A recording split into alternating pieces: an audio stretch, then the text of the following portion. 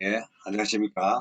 아, 오늘은 제 39강이 되겠습니다. 오늘의 주제는 여성들의 그 질 건강과 관련된 내용을 뭐 간추려 간략하게 말씀드릴까 합니다. 저도 동양의학을 평생을 했기 때문에 동양의학적 입장에서 말씀드리겠습니다.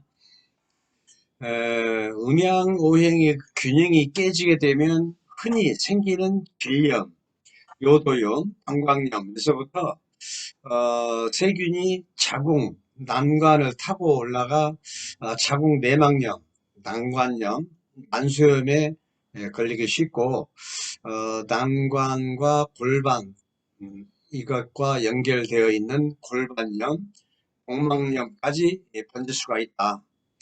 이러한 염증들로 인해서 이러한 염증들은 왜 생기느냐 이걸 먼저 이해하셔야 할 것 같습니다.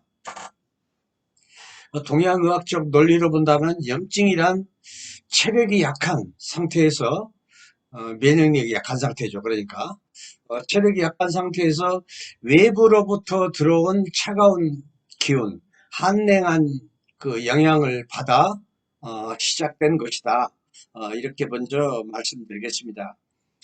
체력이 없어가지고 평소에도 감기에 자주 걸리는 경우 차가운 성질의 한냉한 그 기운이 왜 열 성질의 염증으로 되는가를 먼저 이해해야 할 것 같아요. 네. 먼저 자연의 이치를 한번 말해 본다면 우리가 여름이 길어지면 반드시 또 차가운 겨울이 찾아오죠.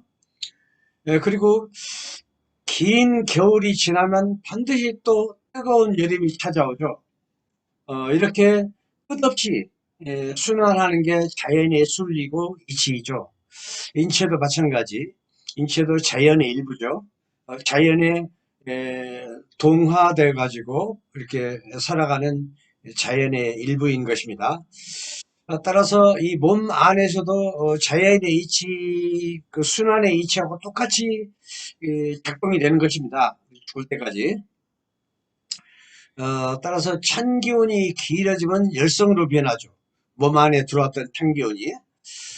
그리고 열성의 기운이 또 길어지면 또 찬 기운으로 변하고 계속 그렇게 열과 냉한 기운이 계속 변하는 것입니다. 자기는 이제 그 인식을 못하죠. 그래서 이렇게 차가운 기운이 열성의 그 염증으로 변하는 것입니다. 이렇게 해가지고 정확히 말하면 가짜 열인 것입니다. 진짜 열이 아니고 그 본래는 찬 기운이다. 이렇게 먼저 말씀드리겠습니다. 그리고 생식기관의 모든 기관은 신장에 매여 있습니다. 그러니까 자궁계통, 질, 요도, 방광, 방광은 또 등, 척추, 저 위에서부터 아래까지 쫙 척추가 있죠. 인, 척추에는 많은 그 디스크가 있죠. 그래서 방광이 냉으로 인해서 척추가 약해지면 척추 각 디스크에 염증으로 또 변하죠. 그래서 모든 게 그 근본이 시작이 냉이다. 이렇게 이해하시면 되겠습니다. 냉이 또 열성인 염증으로 변하고 이러는 것입니다. 그래서 모든 게 이 생식기관의 모든 기관은 신장에 매여 있다. 그 책임이 신장이다. 이렇게 이해를 하시면 되겠습니다. 특히 질염은 증상이 없는 경우가 대부분이기 때문에 모르고 방치하게 되는 여성들이 많아요. 또한 어린 여아들, 어린애들, 여자 어린애들도 질염이 많습니다. 아이들 경우에는 표현을 못하고 그냥 방치하게 되기 때문에 염증이 깊어지는 경우가 또 대부분이죠. 그래서 그 시작된 그 염증들을 방치할 경우 뭐 자궁암, 자궁경부암, 난소암, 뭐 이렇게 대장암, 뭐 각종 암으로 발전하기도 하죠. 또 이것의 원인으로 해서 불임과 초산 또는 진례 세균과 인과관계가 있다 할 수 있다. 알 수 있는 것이죠. 예.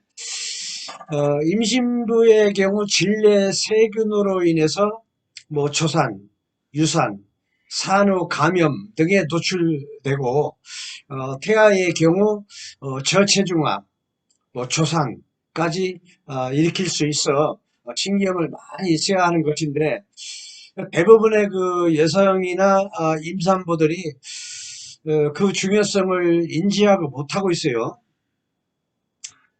특징적으로는 손발이 차 일단 손발이 차고 아랫배도 냉하고 당연히 질 내부도 차갑기 때문에 윤택하지 못하고 질 내부도 빡빡하니 건조하게 되죠. 어, 요도의 문제이든 자궁의 문제이든 간에 이 모든 것의 그 최종 책임은 신장이다. 이렇게 말씀 드리고 싶습니다. 하여튼 이 생식기의 모든 기관은 신장에 매여 있기 때문에 따라서 신장의 양기를 보충해서 신장의 냉기를 몰아내야 하는 것입니다. 그래서 콩팥을 닦듯이 해야 한다. 이런 얘기인 겁니다. 그래서 손발이 차고 아랫배가 찬 사람이 이제 특히 문제인데 신장의 따뜻함을 늘 유지해주면 이 하부기관인 생식기 모든 기관은 언젠가는 정상으로 작동이 된다. 따라서 이 냉한 기운 때문에 생긴 질 내부의 건조함도 사라질 수 있다. 사라진다. 이런 논리입니다. 그래서 신장을 따뜻하게 해주는 약초 식품으로는 먼저 떠오르는 게 계피입니다. 계피. 그리고 계피를 보좌해 줄 수 있는 건강. 건강이라는 건 생강 말린 걸 건강이라고 하는 것입니다. 생강을 송송송 썰어가지고 햇빛이 닿는 베란다에다가 쫙 맨날 며칠을 널어놔. 그럼 바짝 건강이 됩니다. 그러면 생강 때보다 더 뜨거운 성질로 변해요. 그래서 이 계피하고 건강을 이렇게 차처럼 데려서 수시로 잡수시면 많은 효과를 기대할 수 있겠습니다. 주의할 점은 예를 들어서 이런 주전자에다가 건강을 한 주먹 넣었다. 그러면은 계피도 똑같이 한 주먹 넣지 말고 한 3분의 1 정도 조금 향기만 날 정도로. 이 계피는 자극성이 있어가지고 욕심껏 많이 넣으면은 속쓰려서 못 먹어. 그 약을 버리게 돼. 그래서 향기만 날 정도로 한 서너 조각 이만한 주전자에다가 그렇게 해서 차처럼 노상 잡수시면 나도 모르게 좋아져요. 이런 경우는 이제 보통인 경우이고 염증이 아주 심한 경우에 아주 심한 경우에는 효과가 아주 빠른 게 있어요. 빠른 게 집신나물 또는 용화초 또는 선악초 이름이 많아요. 약초식품은 선악초라고 해도 되고 용화초라고도 해도 되고 여기 저 제기동에 그 약재 시장에 가면 한 뭐 돈만 원이면 살 수 있을 겁니다. 그렇게 이걸 차처럼 데려서 잡숴요. 먼저 염증이 심한 경우입니다. 요 한 가지만으로도 효과 볼 수 있어요. 그래서 차처럼 데려가지고 잡수고 그리고 달인 물로 먹기도 하고 또 아래 그 뒷물로 마무리를 하면은 아주 좋은 효과를 볼 수 있습니다. 이 용화초는 수렴 성질이 강해가지고 이 살균 효과가 아주 빠르고 좋습니다. 대충 한 4일, 5일 정도면 이렇게 효과를 볼 수가 있어요. 이것은 수렴 성질이 강하기 때문에 여자들 그 하혈하는데도 참 좋습니다. 처럼 한 4, 5일만 잡숴도 하혈하는 게 굉장히 멈춰요. 월경 과다 이런 경우도 참 효과가 좋습니다. 이 설악초는 독한 성질이 없어요. 무독한 약초입니다. 안심하고 잡수셔도 되겠습니다. 이렇게 했는데도 안 되면 가까운 한의원, 한약방에 가세요. 가서 자문을 구하시면 해결이 됩니다. 그래서 간담 한약방 한의원에는 부자가 들어간 팔미가 딱 준비가 되어 있습니다. 그러기 전에 이미 선악초라든가 건강 계피 이 정도로 이미 다 해결되는 겁니다. 정 안 되면 한약방 한의원 가시라고.